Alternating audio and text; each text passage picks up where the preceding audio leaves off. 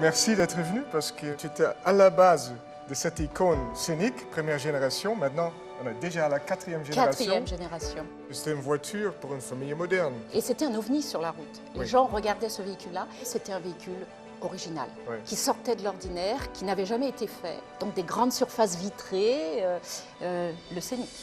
Il y a aujourd'hui beaucoup de compétitions, notamment de crossover. Oui. Alors c'était pour nous en fait le moment de dire soit on renouvelle complètement l'esprit scénique, soit on arrête et on passe au crossover. Alors c'est vraiment le pari qu'on a pris avec Renault. Et c'est un bon moment peut-être de te montrer maintenant le Scénic 4, quatrième génération de cette belle histoire de Renault. Alors, je suis impatiente. Oui, moi aussi.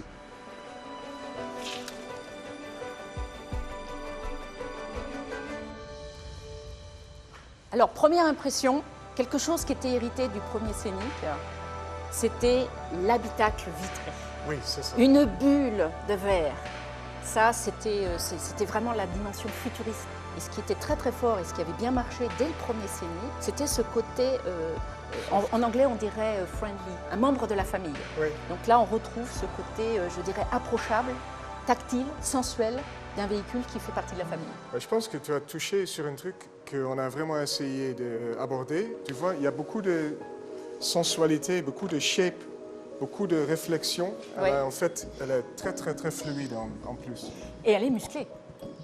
Oui, parce qu'on a essayé de quand même rendre la voiture plus sexy, plus moderne, aussi une voiture dans laquelle tu veux être vu.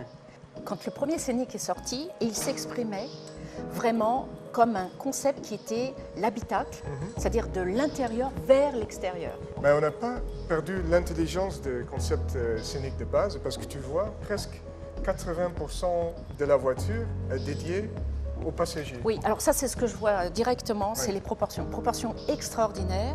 Ce qui joue un grand rôle pour nous, c'est les grands roues. En fait, Et bien placé par rapport à la dans caisse. la coin, et ça donne un empattement très long, ça veut dire qu'il y a beaucoup de place pour les passagers à l'intérieur. Ils sont très confortables, très hautes pour le style et la sécurité. Et enfin, un rêve de designer. oui, en fait, parce qu'il n'y a que de 20 pouces. Il n'y a pas de 19, Il n'y a pas le choix, de 18, il y a pas le pas le choix. Très bien.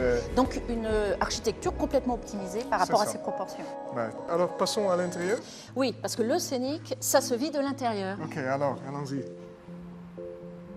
Qu'est-ce qui a changé? Ça, c'est la fameuse console. C'est le lien entre les parents et les enfants. Mais c'est symbolique, ce lien. Oui, Ça a été prévu comme ça au départ. Wow. L'espace intérieur partagé, c'était l'idée qu'il n'y avait plus de définition autre que les espaces de chacun, mais partagés dans un espace commun. Ce que je constate aussi, c'est qu'il y a eu un travail vraiment important, mais tout est doux.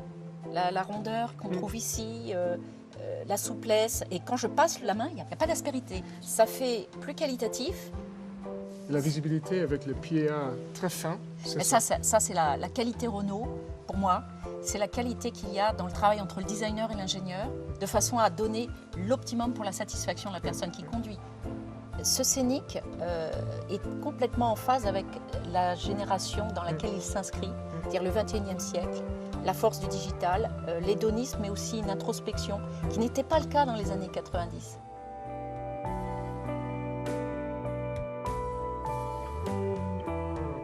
En fin de compte, il a grandi, il est mature et il s'assume complètement aujourd'hui. Et moi, je lui souhaite longue vie, j'espère qu'il y en a encore beaucoup d'autres. Oui, je compte sur toi. C'est que le début.